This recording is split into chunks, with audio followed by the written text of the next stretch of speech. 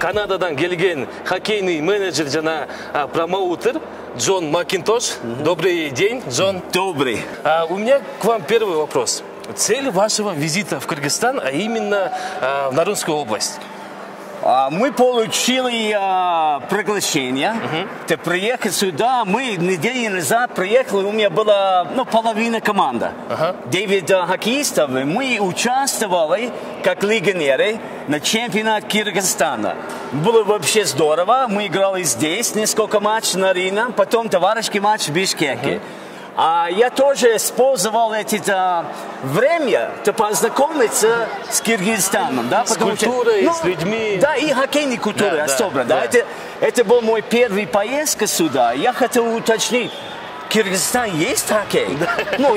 Потому что... конечно, азиатская страна, хоккей. Да, я просто знаю, что в Кыргызстане есть охота на горах, очень известный Марко Поло. Но, как я понял, когда я приехал, видел такой страсть, такой хоккей, как болельщиков кричает. Рядом меня сидели такие бабушки, они так кричали, я думал, что-то как Канада, очень похоже, да. Поэтому сейчас мы думаем, что-то надо что-нибудь дольше делать с вами по хоккею. Да, я вижу много общего между Кыргызстаном и Канадой именно по хоккею, да. Потому что дети есть дети. Да.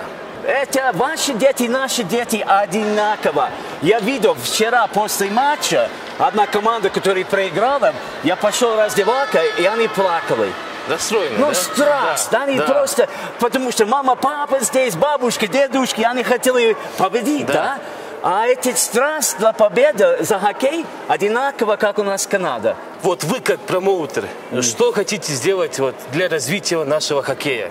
Мы будем сейчас организовать 2 детские команды. Из Кыргызстана будет ехать в Канаду в декабре и будет участвовать в очень известной хоккейной турнире в Торонто. Это первый шаг. А второй шаг, мы смотрим, как мы можем открывать здесь, в Нарине, канадская, русская хоккейная академия, где мы будем забрать самые лучшие от канадских хоккей, и от русских хоккей, и делать такой, как гибрид. Гибридский хоккей. Площадке, получается? Да. Вот здесь на льду есть первый будущее НХЛ-хоккеист из Кыргызстана, да? Я думаю, это полно реально, да? Потому что я уже смотрел вчера 4 хоккеиста, которые очень хорошо играли. Хорошая техника, но в голове они имеют уже понимание хоккея. У меня есть очень хорошее предложение. Я думаю, мы поедем в Канаду на Рождество, на Новый год. Будет это 2 команды. Вам обязательно надо ехать с нами.